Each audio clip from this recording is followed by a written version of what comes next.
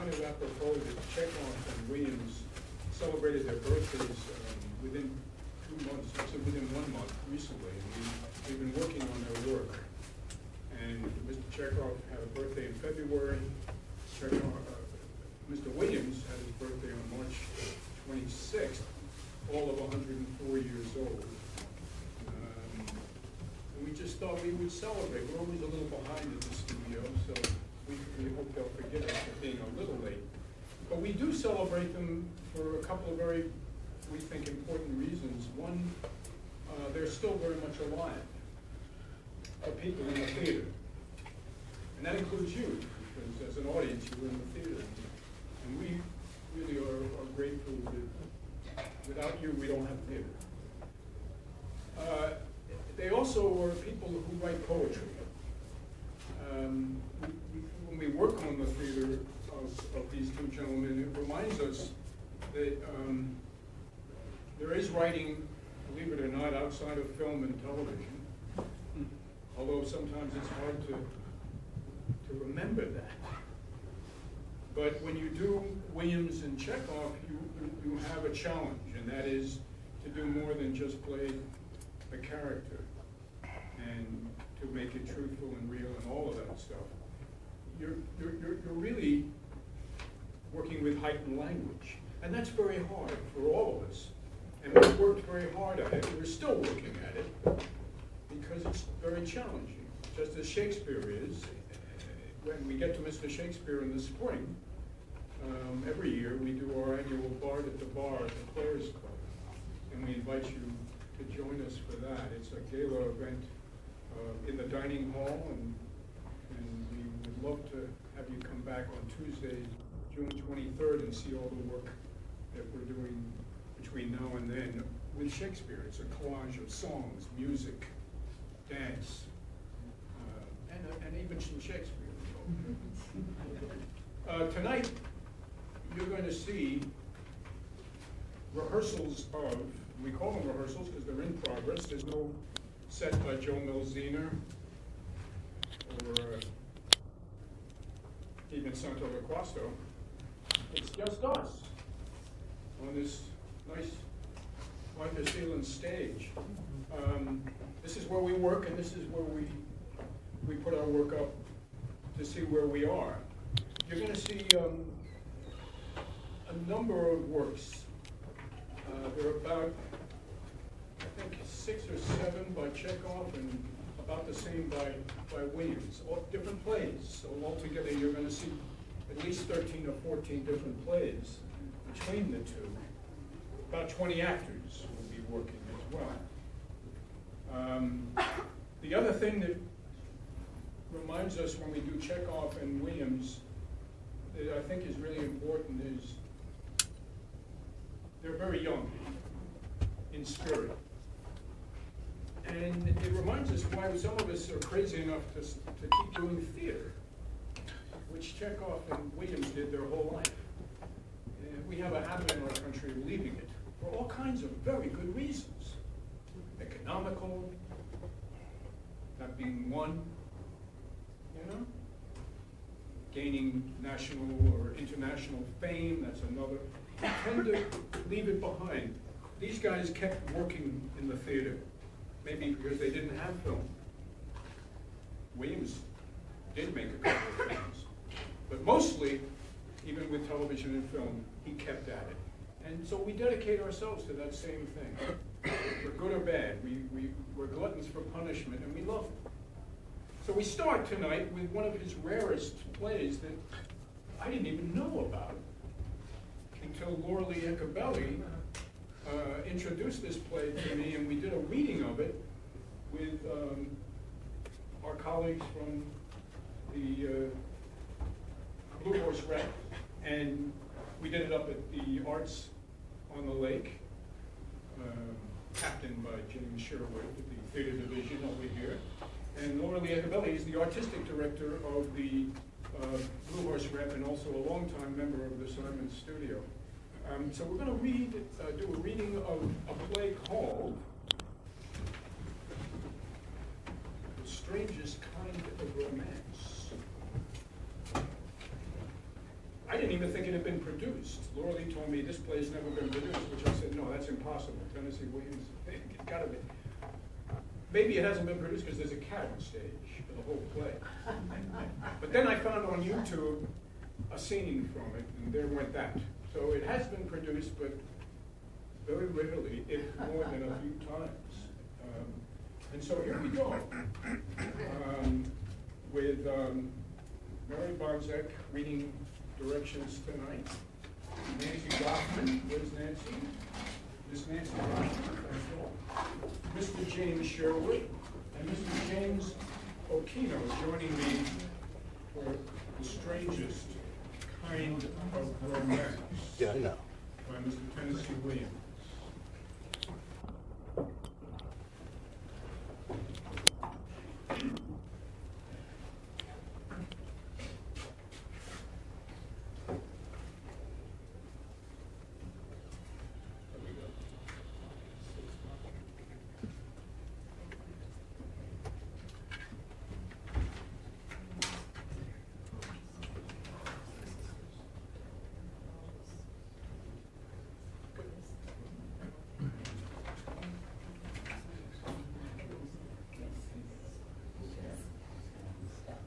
A furnished room in a small industrial city of the Middle Western states.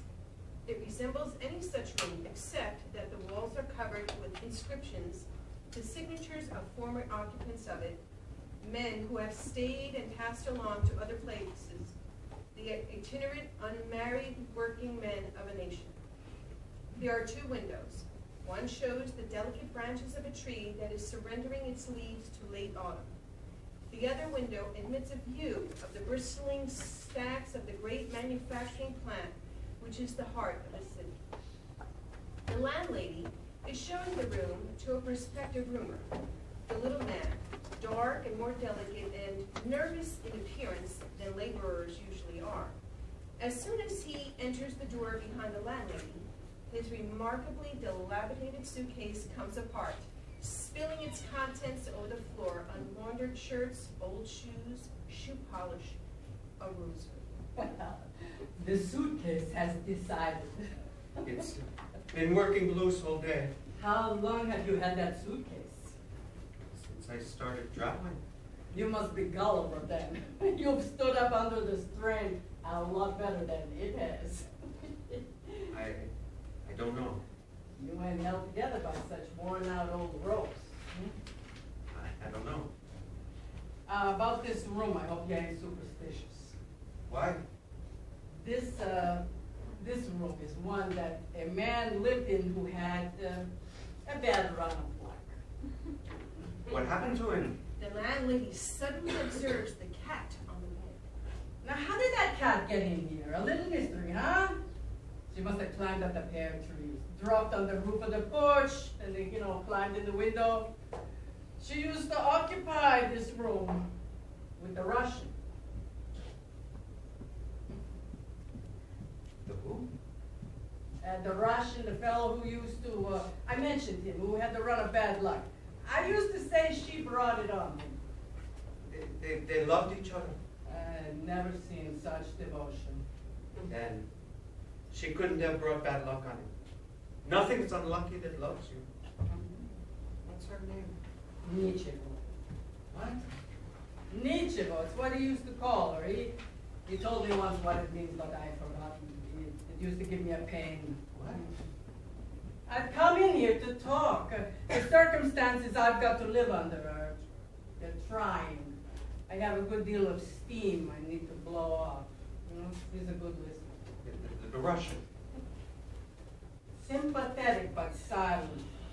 While I talked, he was only watching the cat. So you don't like her? No. I'll tell you the story. He was a Russian or something. Polacks is what I used to call him. Occupied this room before he took sick. He found the cat in an alley and brought her home and fed her and took care of her and let her sleep in his bed. Dirty practice. Animals in the bed. Don't you think so? Well, the work at the plant is unhealthy, even for a strong-bodied man. The Pollock broke down. Tuberculosis developed. He gets an indemnity of some kind. Then he goes west. The cat, he wanted to take her with him.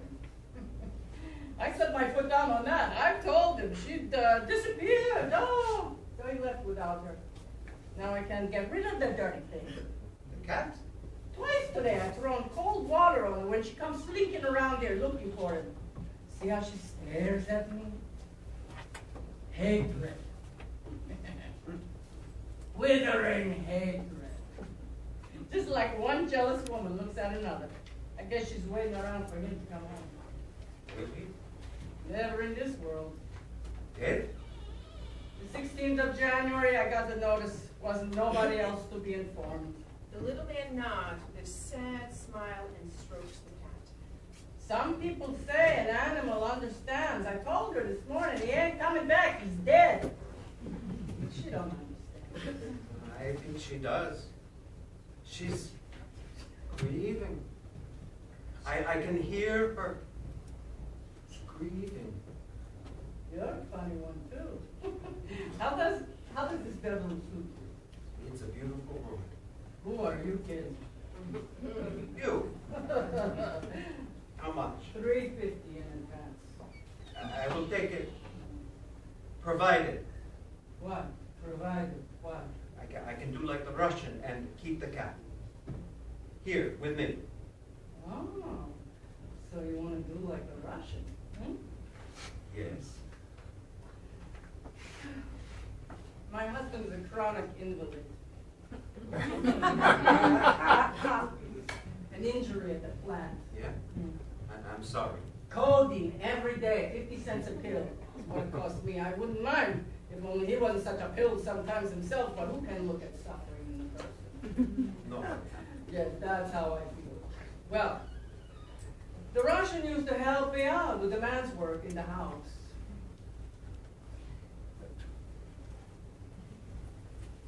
You understand?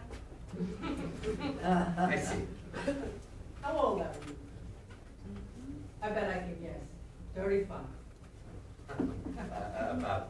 Italian? Huh? Wouldn't you think I was a fortune teller? My father was a gypsy. He taught me a lot of the Zigeuner songs. He used to say to me, Bella, you are 9 parts music, the rest is female mischief. And that instrument on the wall, the balalaika. Sometimes I'll drop in here and entertain you. Good. I heard you singing as I came up to the house. That's why I stopped. I will call you Musso. For Mussolini. You got a job? Not yet. Go down to the plant and ask for Oliver Woodson. Oliver Woodson. Yeah, tell him Ms. Galloway sent you. He'll put you right on the payroll. Good. Thanks. Linens changed on Mondays. I got to apologize for the condition the walls are in. I noticed. Who did it? Every man who ever lived here signed his name. Must have been a lot. Birds of passage. You ever tried to count them? Restlessness. Changes. Yeah. You think a man with pay money in his pocket would have something better to do than sign his name on the walls of a rented bedroom? Is the Russian's name here too?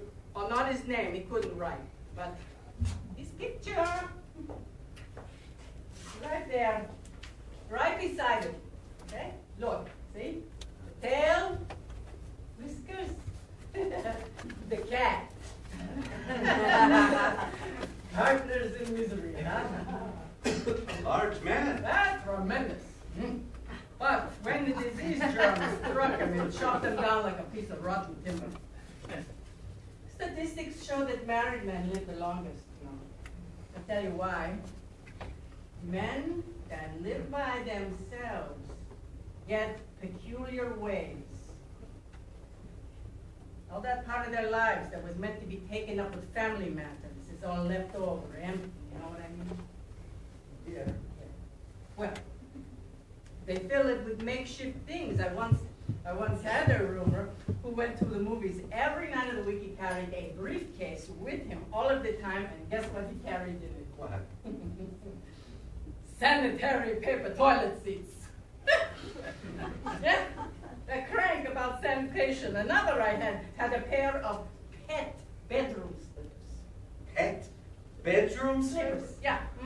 Plain gray felt, nothing the least bit picturesque about them. Only one thing, the odor. Highly objectionable. After 15 years, the length of time I reckon he must have worn them, well, the slippers disappeared. Accidentally on purpose, as they say. Heavens on earth. How did I know he would die of a broken heart? He practically did, you know. Life was incomplete without those bedroom slippers. Someday I'm going to take me a wire scrubber and a brush and a bar of Bell's naphtha and leave them walls as clean as they were before the first woman moved in. You mustn't do that.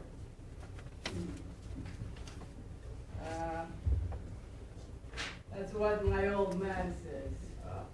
The old man enters. You mustn't do that, daughter. Why mustn't I? Those signatures are their little claims of remembrance. They're modest bids for immortality, daughter. Don't brush them away. Even a sparrow leaves an empty nest for a souvenir. Isn't that so, young man? Yes. Cataracts have begun to hit. I'm really not sure where you are. Oh, here. You'll be comforted here. For a little while you stay. And write your name on the wall. You won't be forgotten. That's enough now, Father. I'm only looking for some empty bottles. Have you an empty bottle? How would he have any empty bottles? He just moved in. I trade them in at the Bright Spot Delicatessen. I'll drop in later to finish our conversation.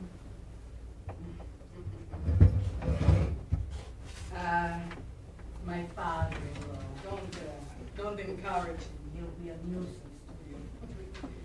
He's an alcoholic. Gone. I'm tired. I hope you'll be comfortable here. I guess that's all. Oliver Woodson. Yes, oh yes, yes. Oliver Woods. She goes out. The little man rises and removes a stub of pencil from his pocket. Smiling a little, he goes to the wall, and beneath the large and elliptical self-portrait of the Russian, he draws his own lean figure and a few quick pencil scratches. Beneath the cat's pictures, he puts an emphatic check mark. Then he smiles at the cat and stands aside to serve him.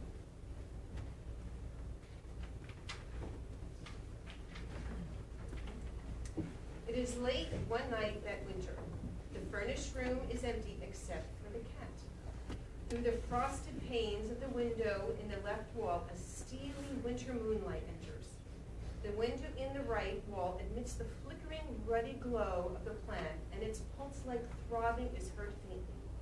The little man enters and switches on the suspended electric globe. He carries a small package. He smiles at Chekhov and unwraps the package. It is a small bottle of cream which he brandishes before her. Now, we forget the plant. There, supper. Chekhov, don't be nervous. There's nothing to worry about. In winter, my hands get stiff. It makes me clumsy. But I can rub them together. I can massage the joints, and when the weather turns warm, the stiffness will pass away. Then I won't jam up the machine. Today, Mr. Woodson got mad. He bawled me out because of my clumsy fingers jammed the machine. He stood behind me and watched me and grunted like this. Oh, it was like a knife stuck in me between my ribs because, you see, I had to keep this job to provide the supper. And I began to shake like this. And he kept standing behind me watching and grunting. My hands went faster and faster. They broke the rhythm, and all of a sudden, a part was put out of place. And the machine was jammed, the conveyor belt stopped. Screech! Every man along the line stopped and looked up at me. Up and down, and all along the line they turned and stared at me. Mr. Woodson grabbed me by the shoulders. There you go, he said, you clumsy dago.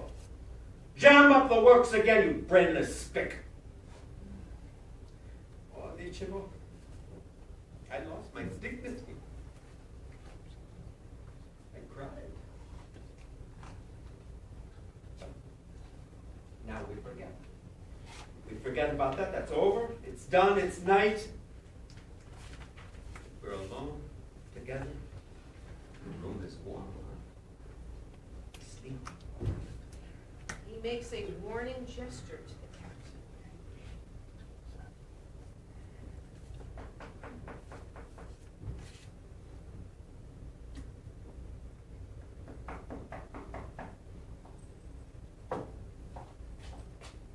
Oh, you were playing possum. I'm interested. Nobody needs to be bashful on my account. I thought you'd gone out and left on the light in your room. We got to economize on the electric current. I always turn it off when I go out. I don't believe you'll ever go out except to the plant. I'm on the night shift now. The graveyard shift, they call it. What's the trouble with you and Oliver Woodson? Trouble? Why?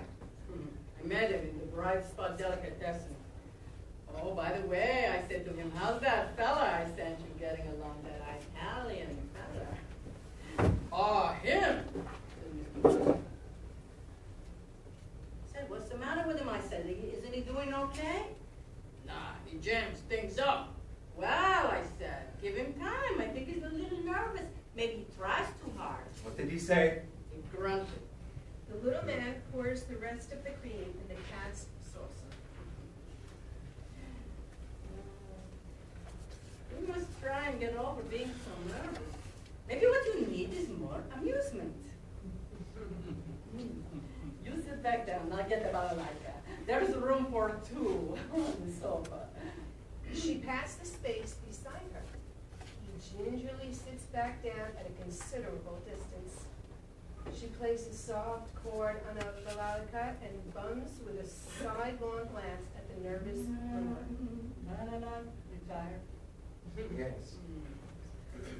Some nights I used to hear you talking through the door. Who was he talking to? I used to wonder. First, I imagined you had a woman there. No. Well, I am a tolerant woman. I know that what people need is more than food and more than work at the plant. You know.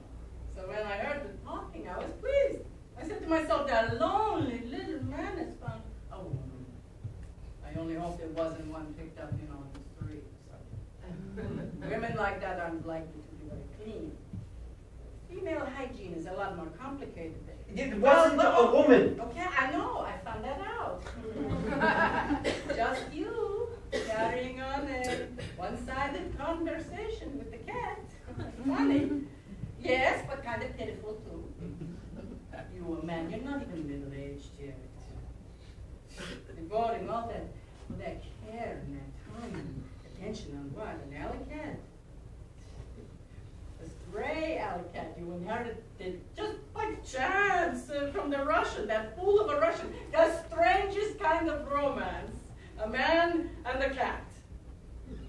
Oh, what we mustn't do is disregard nature. Nature says, man, take woman, or and be lonesome. Nature has certainly never said man and tit cat. Nature